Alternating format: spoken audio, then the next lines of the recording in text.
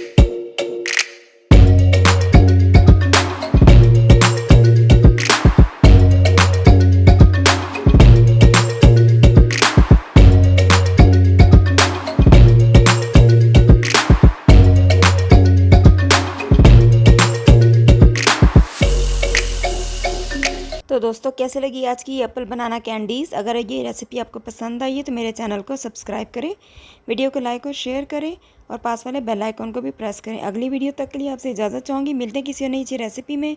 दुआ में बहुत याद रखिएगा। तब तक के लिए अल्लाह हाफ़िज़।